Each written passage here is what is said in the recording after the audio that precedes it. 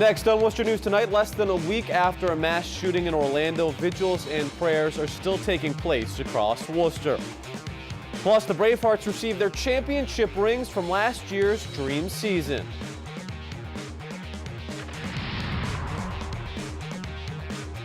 Good evening. Thanks for joining us. I'm Tim McCone. Those stories in just a bit, but we begin tonight in Worcester, where the weather cooperated for the American Cancer Society's Relay for Life event at Burncoat High School.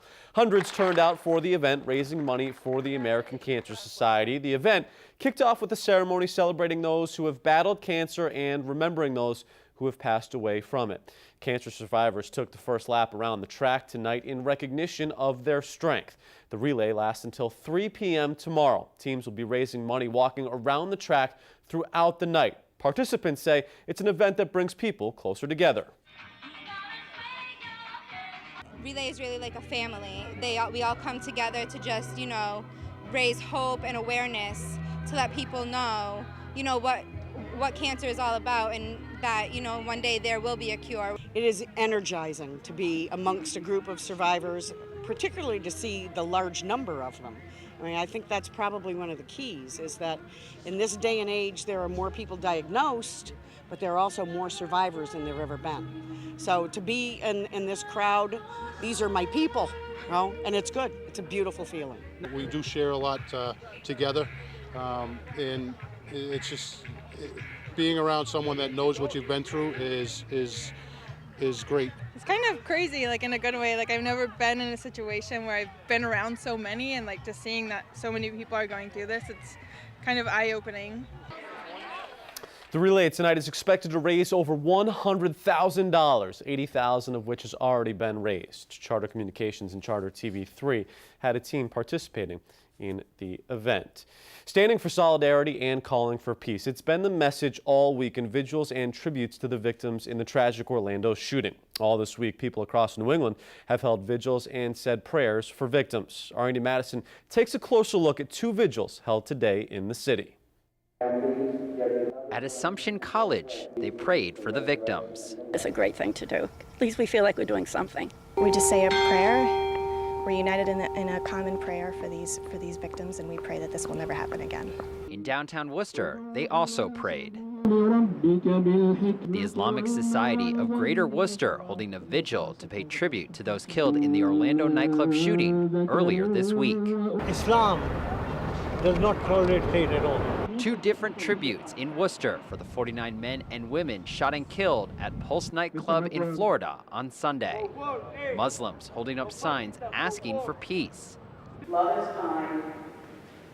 Love is not envious. The same being asked for at Assumption College. The Catholic belief is that all people have human dignity and worth, regardless of ethnic background, religious background, sexual orientation. It says, love thy neighbor, period.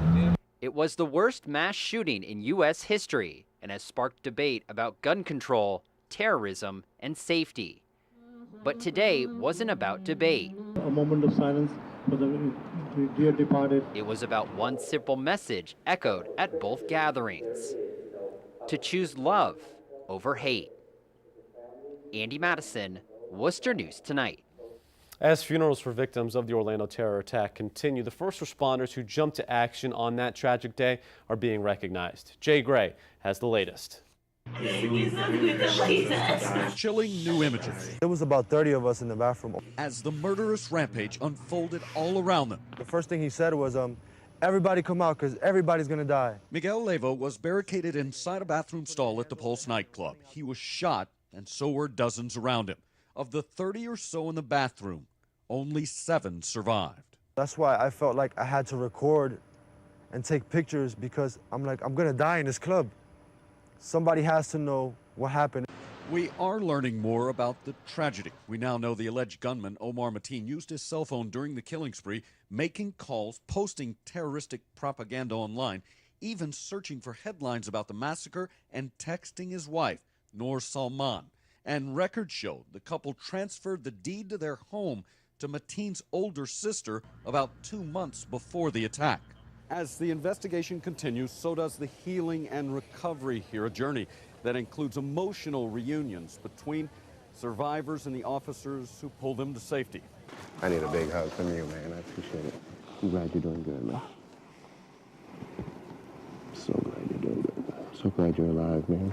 Scenes like these providing hope for a city still on edge. Now, we just have to keep moving forward. You know, everyone's, you know, saying Orlando's strong, and we are going to be strong. We're going to continue being strong. The strength that's being tested here as they continue to honor and remember the 49 lost. And South Carolina marking a somber anniversary. Today marks 1 year since a gunman and white supremacists opened fire on a Bible study group in Charleston, killing 9 people and injuring 3 others. The pain of knowing my mother and cousins were killed in a racially motivated hate crime is something that I carry with me every day. Following the massacre, many businesses, schools, and government buildings across the country responded by bringing down Confederate flags and renaming streets and parks that had honored names like Lee and Jackson. A federal grand jury has indicted a Worcester man charged with threatening President Obama. Alex Hernandez is currently in prison for a 2011 arrest on gun and drug charges. Last year, Hernandez allegedly told an undercover agent that he wanted to attack the White House and kill the president. Well, a man and woman accused of orchestrating a large marijuana operation in Worcester have been arraigned on drug charges. Police arrested Richard Marco and Van Trung on Thursday following tips from residents. Officers searched a home on Westbrook Circle and found 400 plants and 2 pounds of marijuana. The plants were found in the basement. These pictures were taken after the arrest. Worcester police say it's important to get this large amount of marijuana off the streets. Marijuana plants was definitely a big seizure here in the city of Worcester, especially due to the fact that the investigation started from neighborhood complaints of concerned citizens that were in the area. And that's one of the important roles of the Vice Squad, is obviously to respond to citizen complaints and concerns. And so this was a direct result of that. Punching a woman in the face during a robbery in Worcester has been arraigned on numerous charges, including assault and battery. 47-year-old Albert Hines allegedly attacked the woman and stole her wallet while she was walking with her husband in a parking lot on Commercial Street Wednesday night. When police officers responded, they found him hiding in a stairway. The woman's wallet was indeed recovered. The YWCA hosts a mural unveiling Friday. The mural is located on Francis J. McGrath Boulevard downtown. The YWCA and Worcester Public Art Working Group teamed up for the project, bringing in an artist to work with girls from the YWCA's Girls' Choice program. Leaders say the project was a thrill for the girls who participated. They put their name on it. They said that it was so awesome to be able to see their ideas actually come to life, and that they're a part of something so meaningful to the community. When I first saw the girls working on the wall, just being pumped up and working with Alice and working with an amazingly talented young artist like Sharina, it's one of those things that kind of warms your heart and you just can't help but smile. We came up with the maiden, the mother, and the crone, which is a sacred feminine archetype, the different stages of a woman's life. And it was really interesting because we talked a lot about what it meant to be a young woman, and then growing into being a mother, and then growing into being an older woman, and the beauty that follows you through those stages of life. Veterans Inc. held its 11th annual Stand Down event today. The event is free to veterans and provides them with the services they may need. Our British Schaefer was there and has more. When I was in the military, I was in the Air Force. I never heard the words homeless and veteran in the same sentence. Hundreds attended the 11th annual Stand Down event on Friday. Homeless and in-need veterans, along with their families, were offered a variety of services to help them along. Just to get together and gather and to see the services that are out there. They do a wonderful job here. We serve our country, and it's not owed to us, but we appreciate it. Services available today include free haircuts, clothing, a career fair, and housing resources.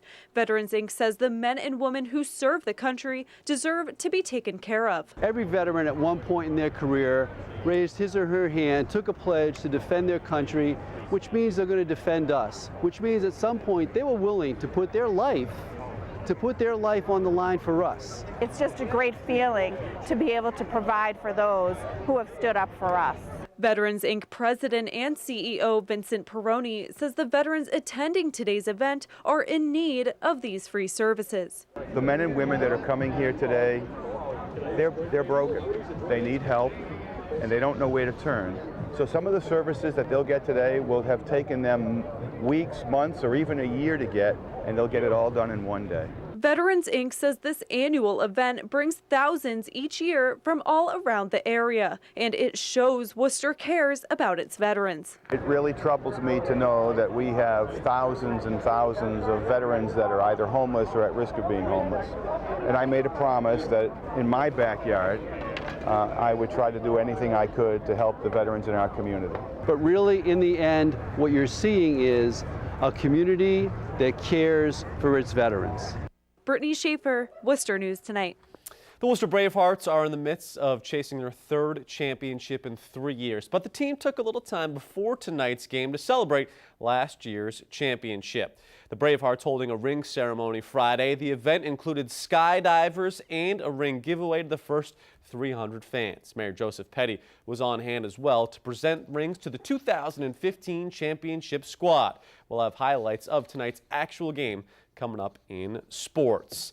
Assigned summer is on its way. Worcester's 2 spray parks are officially opened. East Park Spray Park and Greenwood Spray Park opened at noon. That looks like a young Kevin Shea right there.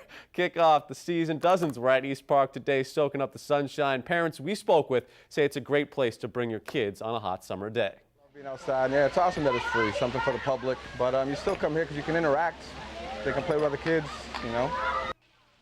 City's pool and beaches are expected to be open on July 1st.